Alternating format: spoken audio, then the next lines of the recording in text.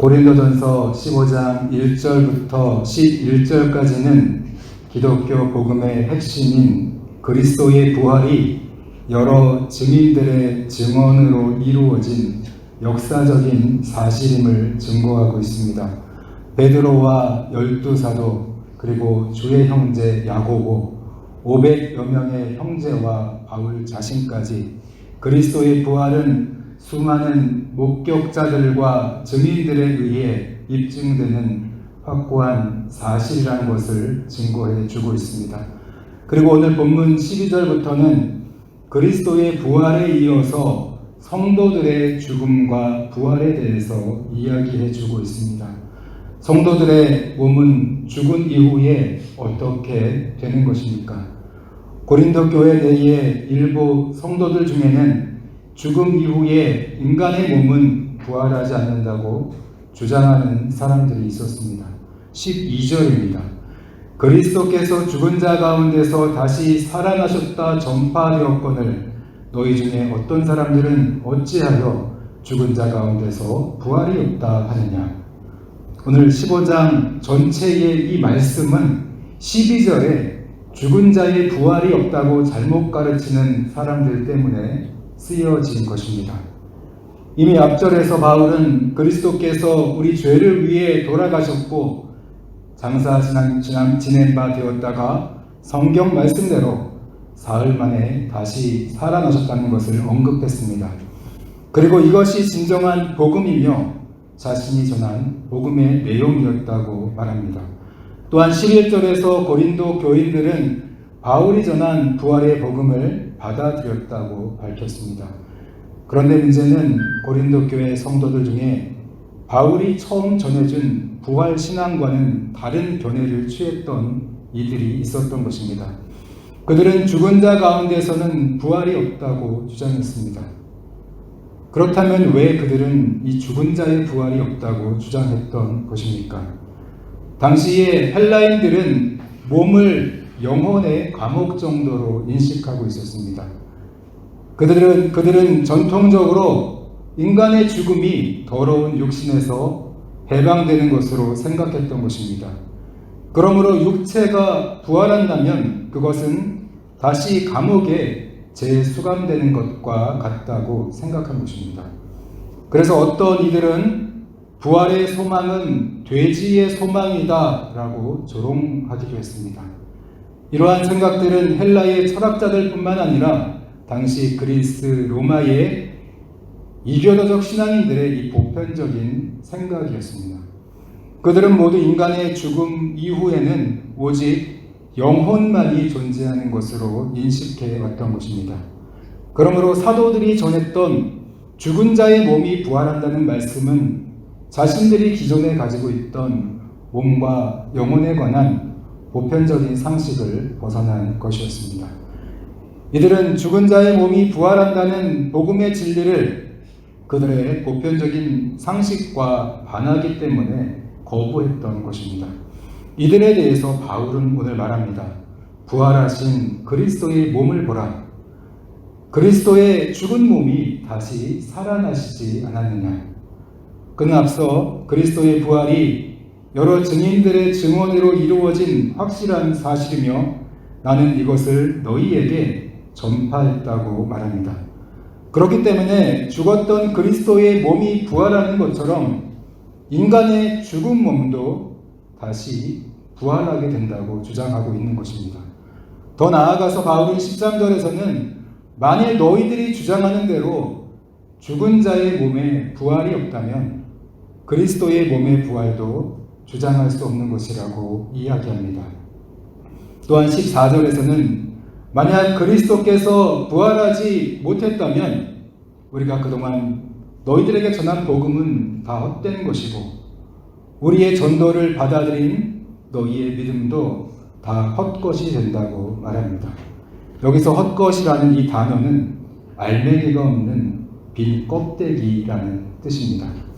또한 15절에서는 자신을 포함하여 그리스도의 부활을 전한 하나님의 사람 모두가 거짓 증거한 자들이 된다고 말씀하고 있습니다.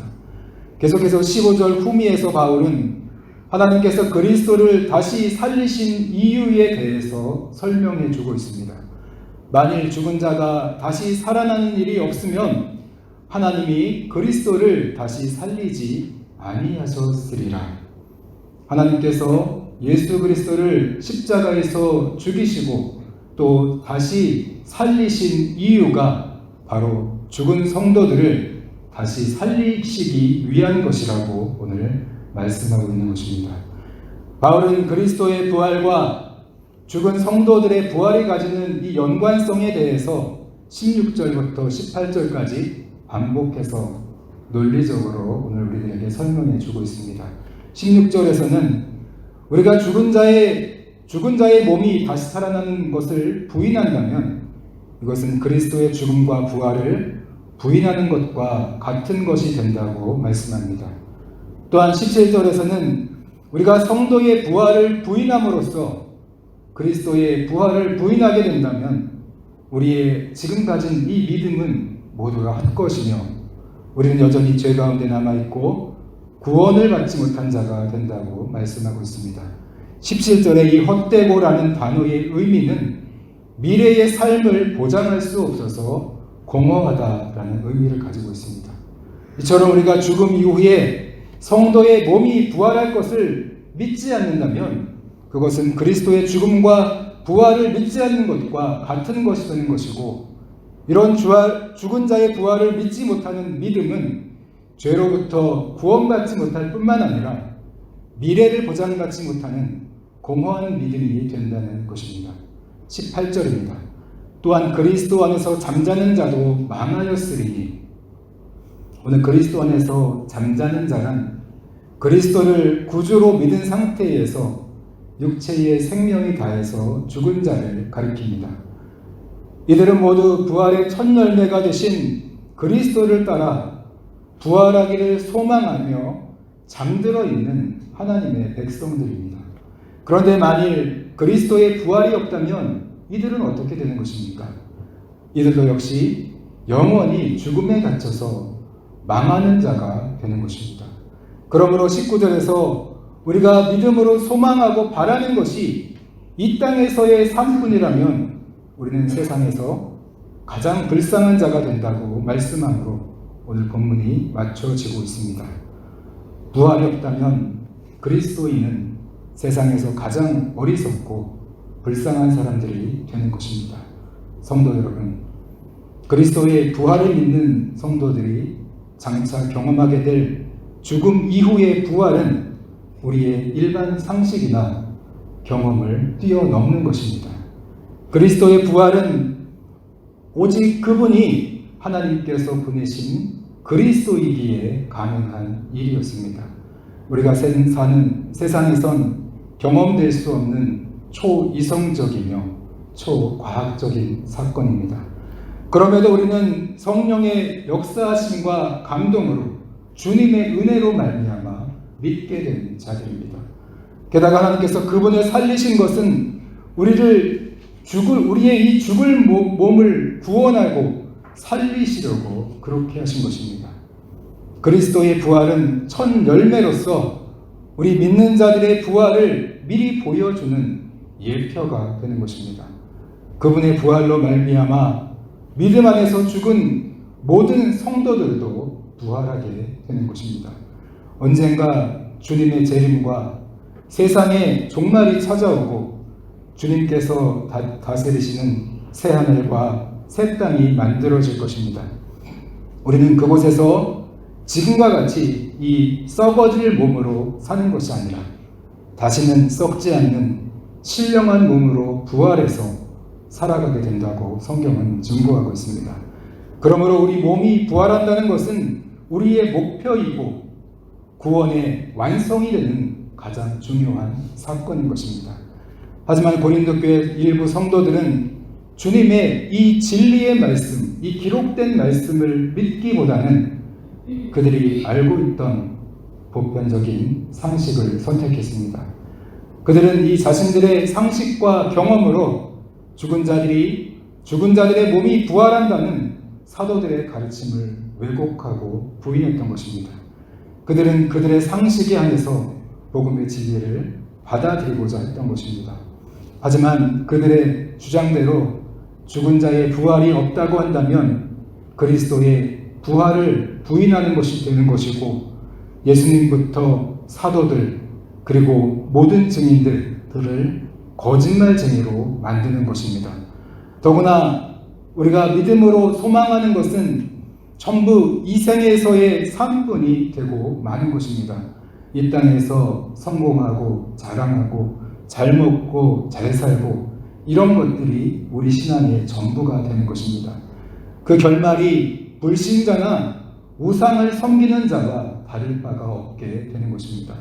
그래서 바울은 그러한 믿음은 미래가 보장되지 않는 헛된 것이라고 오늘 책망하고 있는 것입니다.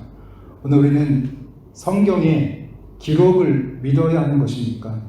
아니면 오늘 세상 사람들이 말하는 이 보편적인 상식과 경험을 믿어야 하는 것입니까?